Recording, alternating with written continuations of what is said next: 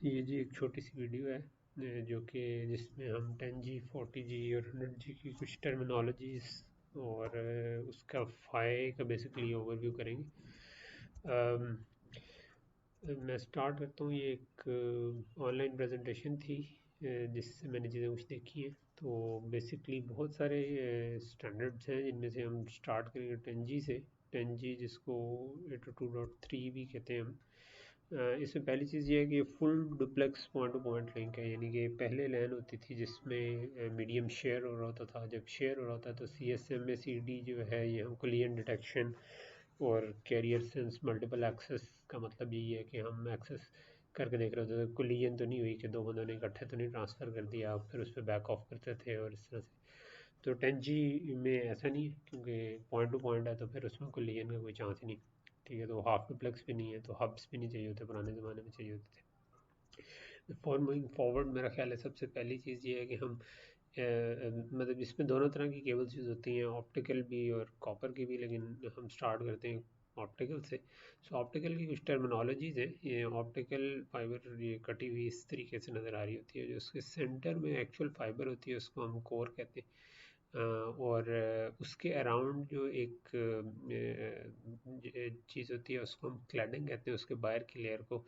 ये बेसिकली इसका मकसद होता है कि लेज़र को रिफ्लेक्ट करना या लाइट को रिफ्लेक्ट बैक करना, ताकि वो कोर के अंदर ही रहे।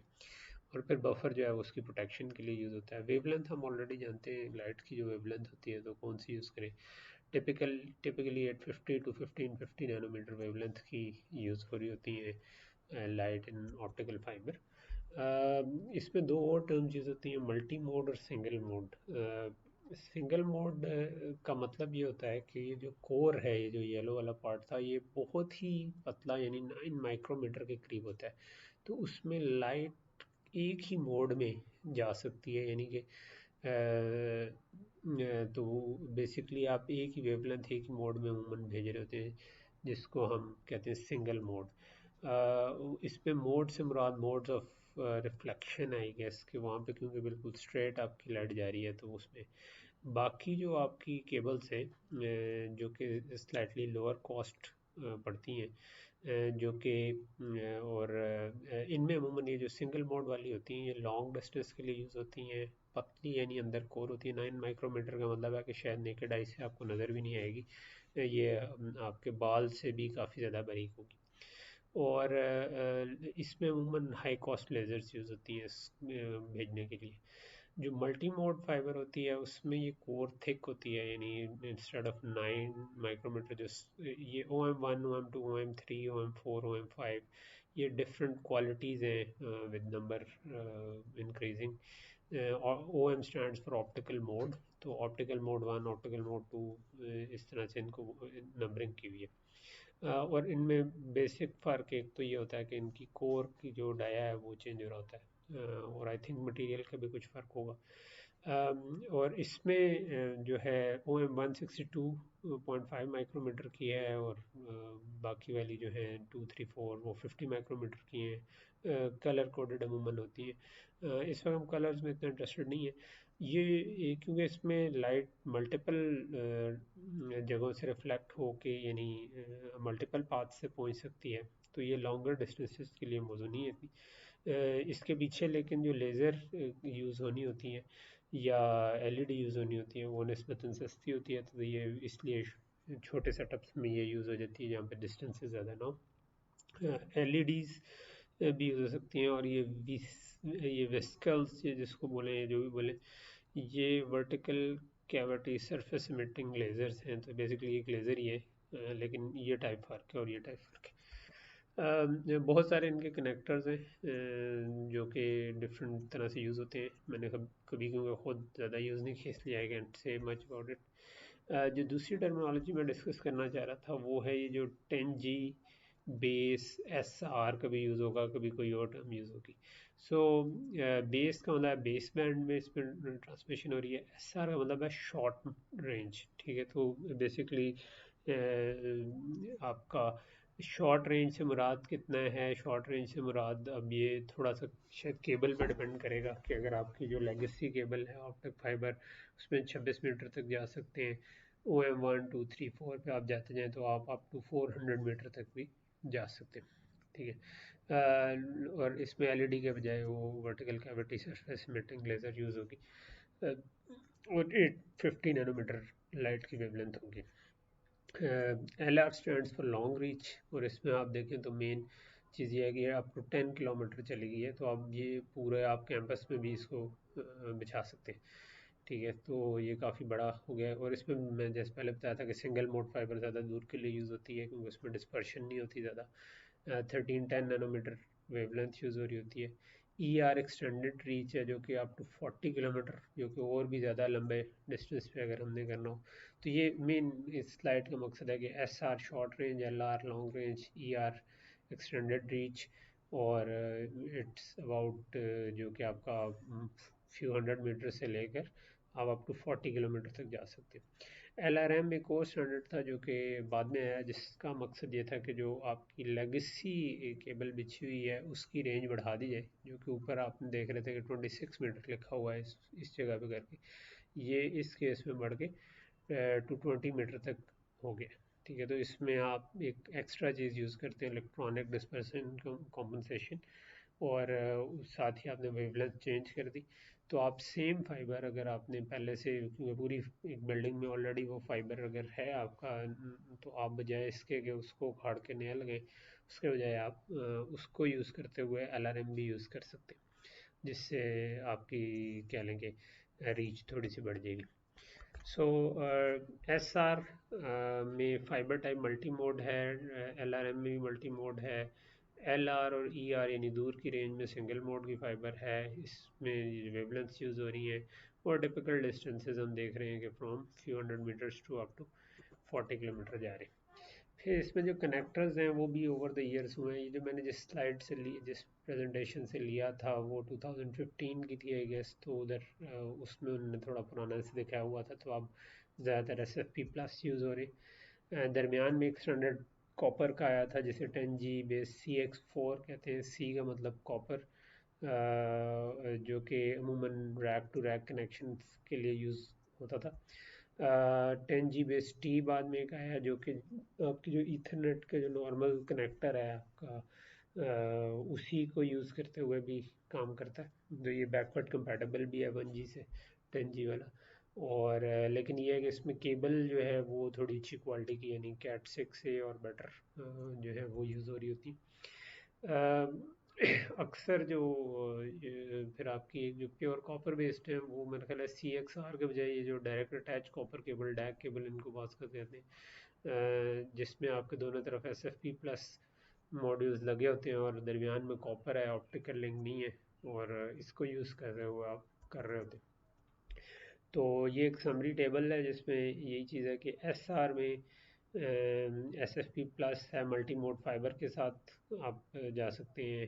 1 वाट इसकी पावर कंजम्पशन अच्छी है, लेटेंसी का फ़र्क आ जाता है, अगर आप डायरेक्ट अटैच कॉपर यूज़ करें थोड़ी सी बढ़ जाती है, बेस टी में उससे ज़्यादा बढ़ जाती है। कॉस्ट जो है वो कॉपर बेस वालों की कम है, और लेकिन ऑप्टिक की रीच ज़्यादा है।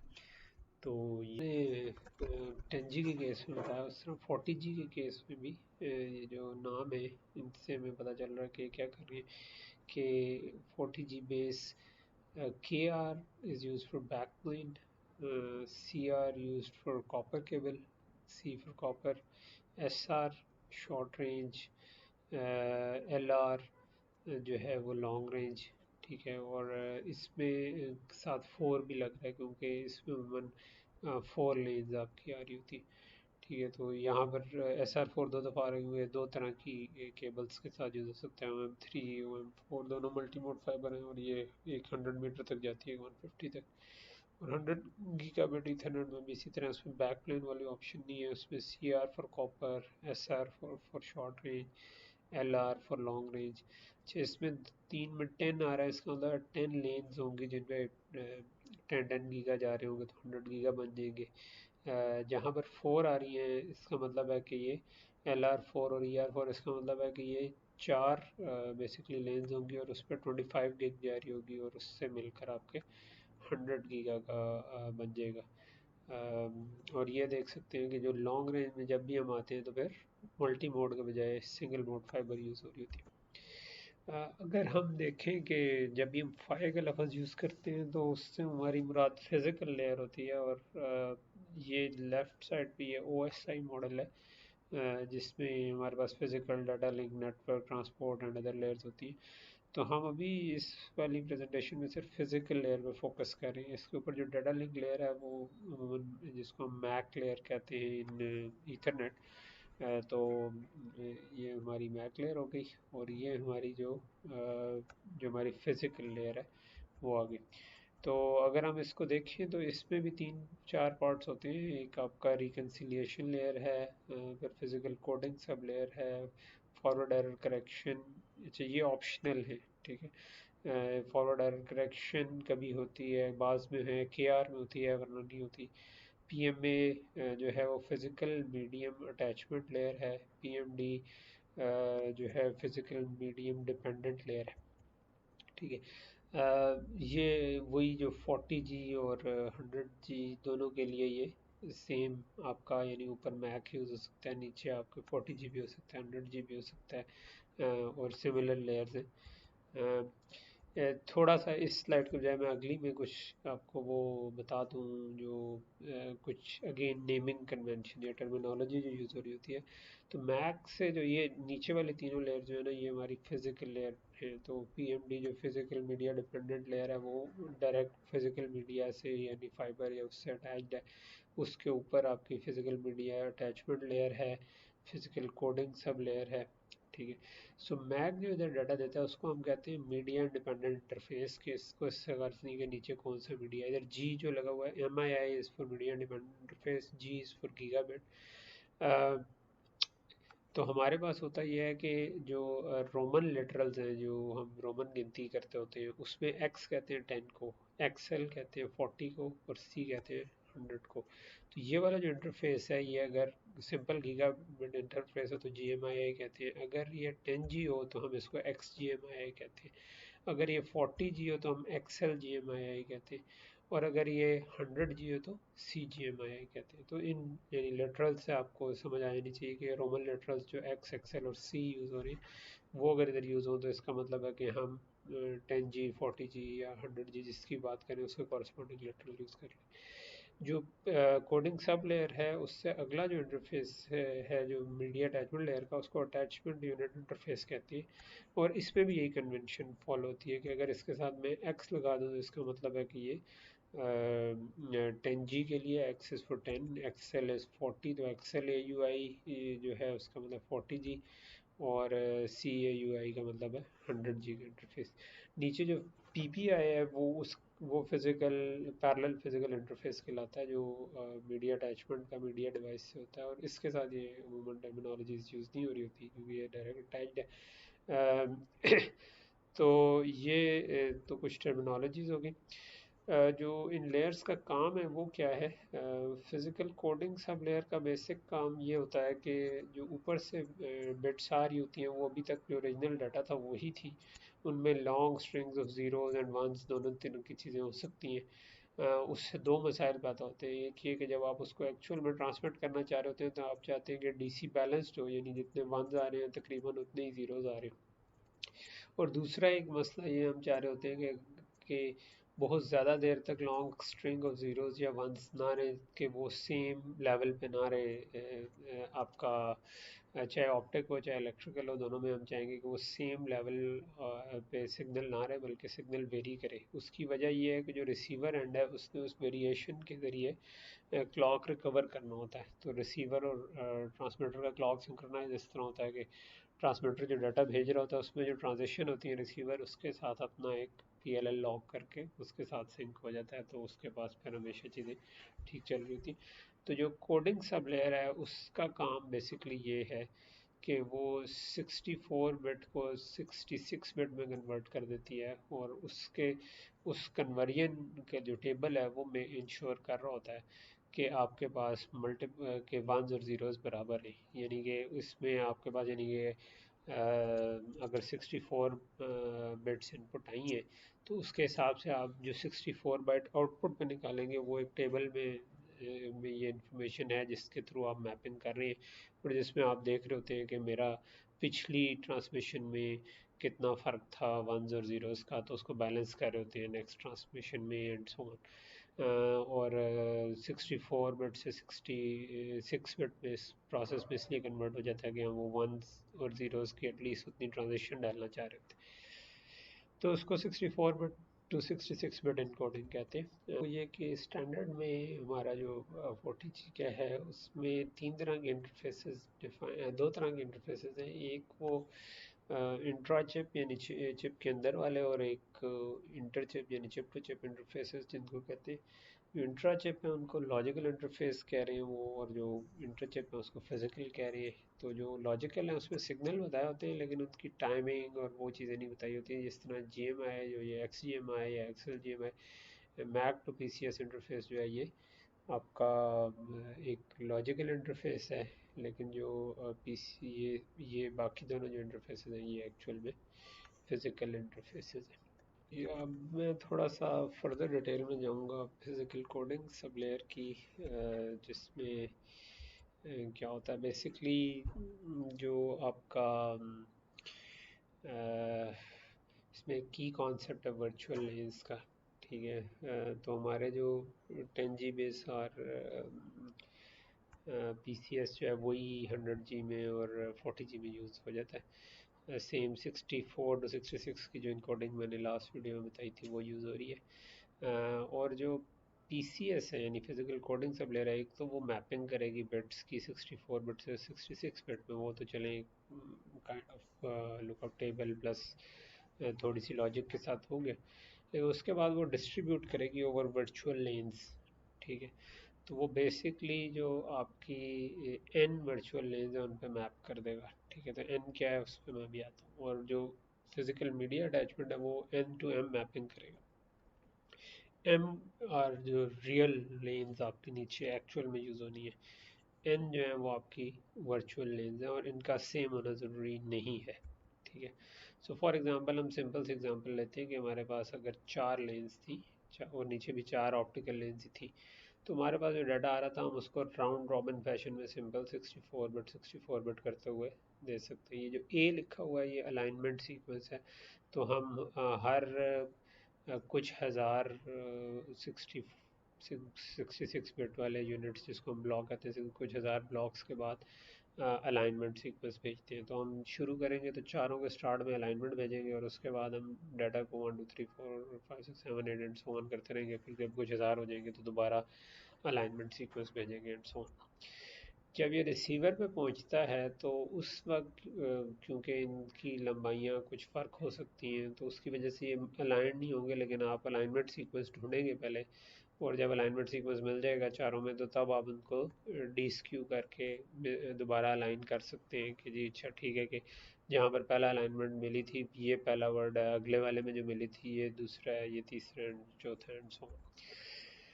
अच्छा, सो वर्चुअल लेंस जो है वो फिज़िकल लेंस को कॉरस्पॉन्ड करना ज़रूरी नहीं है। इसकी वजह क्या है? इसकी वजह ये है कि आप कनेक्ट ऐसे फाइबर से भी हो सकते हैं जिसमें एक ही फाइबर के ऊपर आप 25G भेज रहे हो, दो ऐसे 4G यूज़ कर रहे हो। आप ऐसे भी कर सकते हैं कि 20G की 5 यूज़ कर रहे हो, आप ऐसे भी कर सकते हैं कि 10G की 10 यूज़ कर रहे हो। ठीक है, तो वर्चुअल लेंस उससे एब्स्ट्रैक्ट आउट करने के लिए, और उससे एब्स्ट्रैक्ट आउट ऐसे किया है कि ये जो सारे पॉसिबल 3 4 कम्बिनेशन थे इनका LCM ले लें और उतनी वर्चुअल लेन रख लें। जिस तरह 100G के केस में हमारे पास 1 2 4 5 10 ये लेंस हो सकती हैं, तो उसका जो LCM आता है वो 20 आता है, तो 20 वर्चुअल लेंस होती हैं इन 100G। जबकि 40G में आपके पास 1 2 4 लेंस हो सकती हैं, तो उसमें भी 40G के केस में 4 ही उनका LCM आता है, तो इसका अंदर वर्चुअल लेंस 4 ही होंगी उस केस में। ठीक है, तो क्योंकि LCM लिया हुआ है उसका फ़ायदा ये है कि जो आपका वर्चुअल लेन है वो सेम फिज़िकल पे मैप होगी हर दफ़ा। ठीक है, बिकॉज उसका मल्टीपल आ रहा है। ठीक है, तो इसकी वजह से आपको अलाइनमेंट वगैरह में मसाइल नहीं आएंगे, यानी सेम जगह पर आप अलाइनमेंट ढूंढ रहे होंगे। फॉर एग्ज़ाम्पल ये आपकी अगर 20 वर्चुअल लेंस थी, ठीक है, तो इसको आपने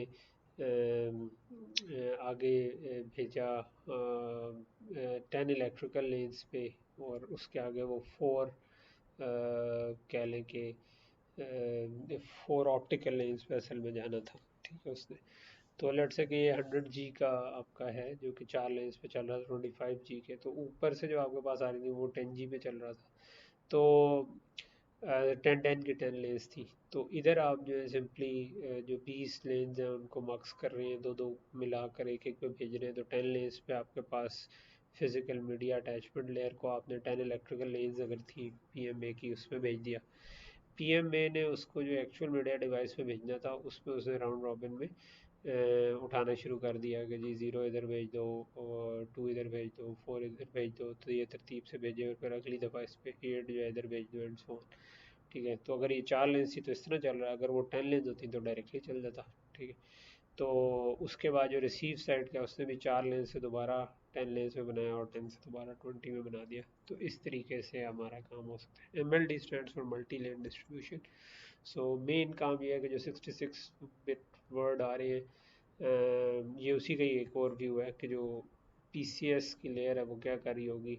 वो एक वर्ड इधर भेजेगी, एक इधर भेजेगी, एक इधर, एंड सो ऑन, फिर अगला वर्ड इधर, फिर इधर इधर इधर, एंड सो ऑन। इस तरीके से राउंड रॉबिन में चल रही है।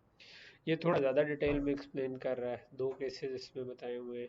एक जिस तरह CAUI है, यानी कि ये 100G का है, एक XLAUI है, तो ये इसका मतलब है 10G की है, और ये आपकी मीडिया अटैचमेंट लेयर है, और ये फिजिकल कोडिंग लेफ्ट साइड पर लेयर है। तो पहले 100G में कर लेते हैं कि हमने 66 बिट वर्ड जो है वो भेजे, और उनको हमने क्योंकि ये 20 वर्चुअल लेंस पे था तो उसको 10 वर्चुअल लेंस पे मैप किया, तो वो ये दो दो को आपस में करके मैप कर देता है। ठीक है, तो ये इस जो अटैचमेंट यूनिट इंटरफेस के थ्रू ये PMA से कनेक्ट हुआ, और PMA ने आगे उस 10 को लेट से कि अगली 10 पे या 4 पे जिस पे भी मैप करना था, ठीक है, या 2 पे मैप करना था लेट से। तो ये क्या करेगा, सबसे पहले दोबारा डीमक्स करके इनको 20 बनाएगा, और 20 करके दोबारा इस इधर इसका बिट मक्सिंग लगी होगी कि अच्छा लेट से 5 पे मैप कर रहा है। आई थिंक 5 पे नहीं कर रहा, 20 पर ही मैप कर रहा है। ठीक है, तो ये 1 2 3 4 इस पे जा रही है, और ये बाकी जो 16 17 इस पे जा रही है।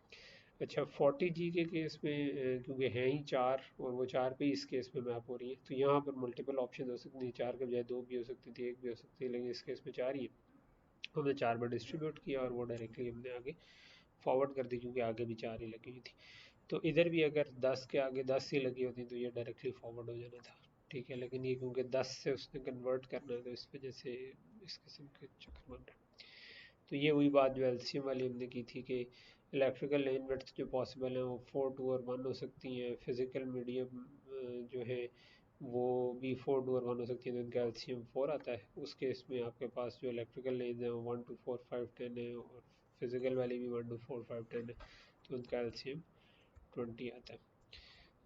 ये कुछ आगे आई थिंक इनको स्किप किया जा सकता है। ये वही वाला जो मैंने कहा था लुकअप टेबल, जिसके थ्रू हम 64 बिट 66 बिट कोडिंग करेंगे। बीच में स्क्रैम्बलिंग भी होती है, आई थिंक वो भी ऑप्शनल है, which is kind of an XOR with some previous bits. तो यहाँ पर मेरा ख्याल है हम रुक सकते हैं।